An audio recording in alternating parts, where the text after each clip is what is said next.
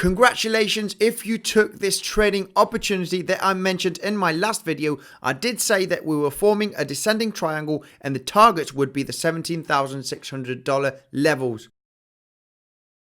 If we break to the downside in between today and tomorrow, we'll be looking at $17,600. And we just hit $17,640, enough to take profits out of the market. Guys, I hope you are subscribed to the channel because I'll be sharing different signals and technical analysis in the future. And if you're an experienced trader, I'll be leaving links of Bybit, Femex, and Dudex. And if you click on that link, you'll be getting an excellent bonus. In today's episode, we're going to look at the technical analysis here and looking at the Bitcoin price, where we can go in the short term. And Wells Fargo compares Bitcoin to 1850s gold rush, plans to increase coverage of crypto assets, and France preparing to roll out strict regulations for all crypto transactions, and Bitcoin will eat gold's market share according to JP Morgan. Guys, if you like the content, smash the like button and let's go straight into the video.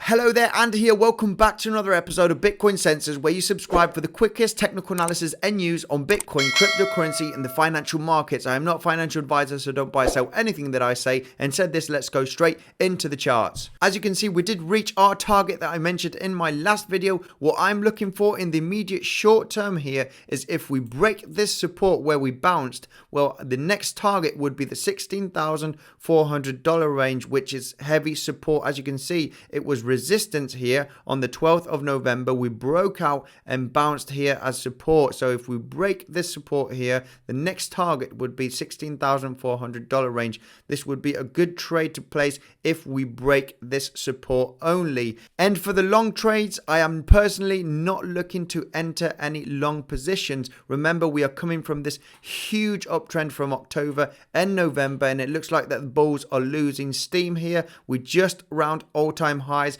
and we can probably break all-time highs and go to 21,000, but we can come straight crashing down. It gets very volatile once we get to all-time highs. I wouldn't be placing any trades until I clearly see a breakout of the all-time highs going into $22,000, $23,000.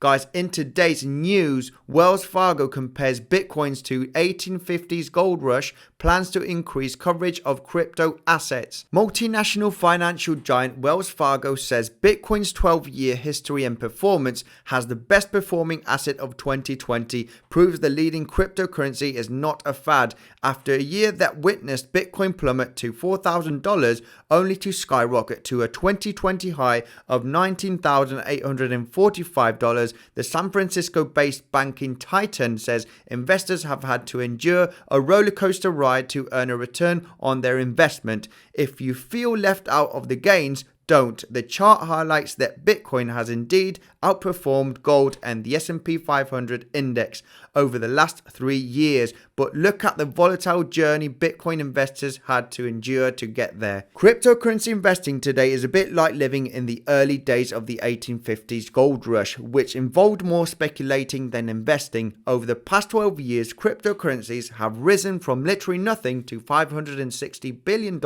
in market capitalization. Fads don't typically last for 12 years. The report notes BTC could prove itself to be a legitimate long-term investment, and the firm plans to pay much closer attention to the digital asset space at large next year. Wells Fargo, they have hundreds and hundreds of billions of dollars in assets under their management. They are the 4th largest bank in the world in market capitalization, so this is great news for the crypto space. France preparing to roll out strict regulations for all crypto transactions. France is reportedly preparing to regulate all crypto-to-crypto transactions and roll out stricter know your customer rules. French Finance Ministry will publish a decree this week that will mandate full KYC for all customers of crypto exchanges and firms regardless of transaction size. Remember, Bitcoin is totally decentralized and it's censorship resistant, so yes, they can do whatever they want.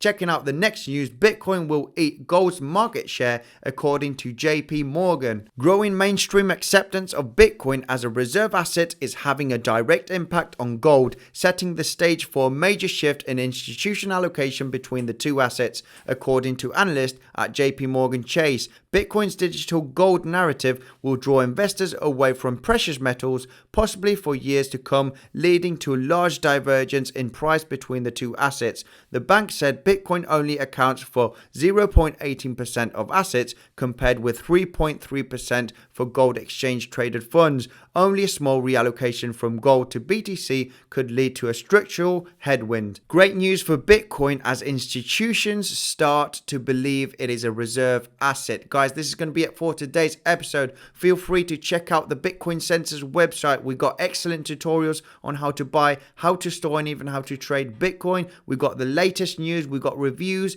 guides, and different exchanges. So I'll be leaving a link in the description. Guys, if you've liked the content, smash the like button. Thank you very much for listening, and I'll see you in the next one.